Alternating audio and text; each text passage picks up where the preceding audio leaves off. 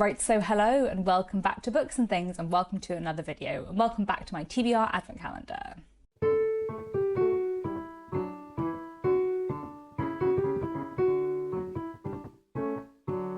My TBR Advent Calendar, my Vlogmas this year, is kindly sponsored by Serious Readers, who make wonderful reading lights like the one I have here that you will see me using later on in this video. I'll leave some links down below to where you can find out more about them and the offer code I have on at the moment, and I'll also leave the introduction to this TBR Advent Calendar series. But I'm actually doing something slightly different today because December is rushing away fast. This is the penultimate video, I think, that will go up. There's a few things that I'm currently reading that I was really hoping to finish in December that I haven't finished yet. So I thought today, instead of picking something off my TBR Advent Calendar, I would instead try to finish off Varney the Vampire. So I thought I had 50 pages left, but I actually have 80 pages left, but I'm so near the end of this book. And I've been reading this for about 2 years, which is ridiculous. This is a Victorian penny dreadful about a vampire called Varney, and various people who, you know, first discover that he's a vampire and all of the drama that goes on from there. It is very silly in the most glorious way. It's a very sort of like swashbuckling vampiric romp that's like very, very Victorian. There's some wonderful moments where, you know, a character says something like, "But surely Varney can't be a vampire, he's too much of a gentleman." That's the vibe of Varney the Vampire, and it's great. So I've been really, really enjoying this, but it's such a massive book, both in terms of its length and it's like the size of this physical volume. Compare it to a normal paperback, it's just like double the size. That means that I can't really take it anywhere because it's so heavy, and it's just taken me such a long time to get through. And what I have learned over the last 2 years, which I kind of think I probably should have already known, is that I'm not very good with like a long read. I'm better with reading a book at a time and focusing on one book at a time. So I think maybe today I'm going to try and finish off Varney the Vampire. I'll see how I go. Maybe I won't quite manage, but I might manage to get through a chunk more of it.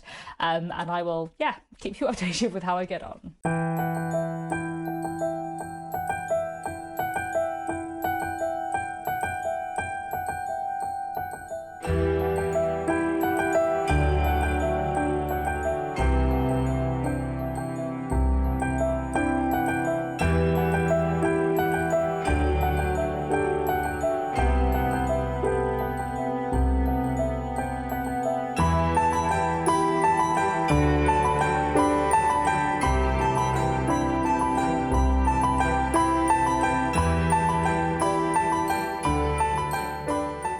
Hello again, I'm back and I have successfully finished reading Varney the Vampire, by which I mean I finished reading volume 1 of Varney the Vampire. This is only volume 1, but I don't know whether I will read the rest. Varney the Vampire was a penny dreadful, a Victorian penny dreadful, so it's not exactly a novel. The introduction actually summed it up quite well. It said, Varney the Vampire is not a novel. It's something far more akin to a serial television show, with 11 seasons, albeit of wildly varying lengths, each season with its own larger story arc and each episode with its own smaller one. Volume 1, i.e. this volume, of this 2-volume collection is composed as part 1 in its entirety. Part 1 actually stands alone as a novel quite nicely, suggesting that Varney may have originally been intended as a serial novel, which then had to be extended after it proved wildly popular on the street.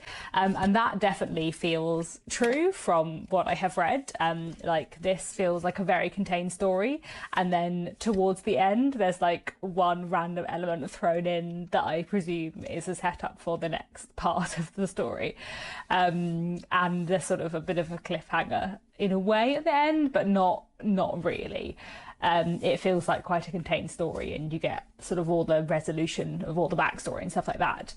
And yeah, overall, what did I think of this? As I said, I have been reading it for sort of 18 months plus, I think, and I don't actually love a slow read. If I do read the other seasons, as it were, of Varney the Vampire, I think I will read it on Kindle, because I think one of the problems I had reading this is this edition, which looks lovely.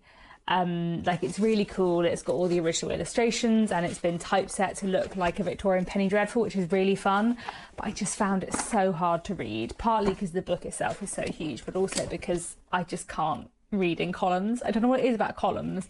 I just absolutely cannot handle reading text in columns. I made myself a bookmark, as you would have seen, to cover the column that I'm not reading, but even that it didn't help enough. I can't do the columns. I think it's probably an astigmatism thing that my eyes just get really confused if text is in columns. But while this edition looks really fun, I haven't loved reading from this edition, and I think if I read more of Varney the Vampire, I will read it on my phone or on my Kindle. Whether or not I will read more, I don't know. I would say that I really enjoyed this and it was really fun, but I don't know that I feel a burning need to continue anytime soon. I feel like, as the introduction said, I have finished watching the first series of a TV series that I enjoyed, but where I don't feel like a pressing urgency to continue on to the next season. It's been a bit of a weird one, this novel, because I have read it over such a long period of time. It was nice to finish it today and get some momentum over the last 80 pages, but it has been a very sort of stop-start read, and I always enjoy it when I pick it up, but it's just so big that I haven't done so very much. I do also think, because one of the reasons why I started reading this last year was because this had been a very favourite book of Jennifer Brooks, who was a wonderful booktuber who made fantastic videos, and she passed away early last year. And I knew that she loved this and that this was one of her favourite Victorian books, and so I really wanted to read it. But I think I probably started reading it when I wasn't actually like emotionally ready to read a favourite novel of someone who I had liked and respected who had passed away. So I also feel like that probably meant I started reading it but then didn't actually pick it up very much originally. But it has been really lovely reading it, and especially like thinking about the things that I know Jennifer loved about it. I think this is a really interesting Victorian vampire novel. Varney the Vampire, Sir Francis Varney, is a fascinating character. He is quite inconsistent. This is a Penny Dreadful, and it was mostly written by James Malcolm Ryder, but there were other writers working on it. It's much more like a TV series where you sometimes have great characters whose presentation is a little bit inconsistent from episode to episode. I mostly think Varney is an interesting character, but every now and then he does things that seem wildly out of character. But in general, he's a really interesting character and an interesting look at a vampire. There are sort of like three forces, I suppose, in this book, I would say. There is Varney himself, and then there is the Bannerworth family and their sort of allies. And the book kind of begins with the Bannerworth family being visited by a vampire in the night, and the young lady of the house, Flora, is concerned that she's been bitten and may become a vampire and decides she's going to have to break off her engagement, etc. You know, all of that drama. And then there's also sort of the townspeople, the local villagers, who are usually a mob. There's a lot of like mob violence scenes, mobs chasing after vampire scenes. But it's quite interesting how these sort of three forces shift allegiances and like shift power dynamics over the course of the book. Varney is not just an out-and-out villain.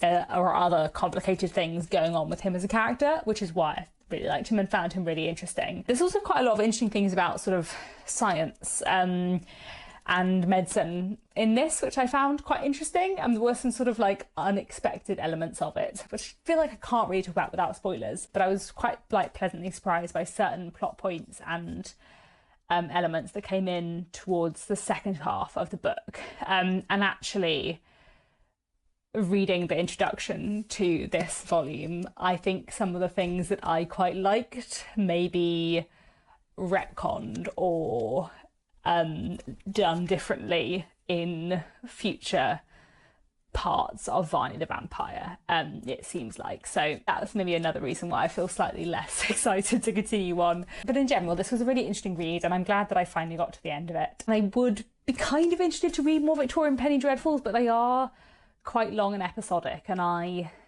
prefer a less episodic story. Not always, but sometimes.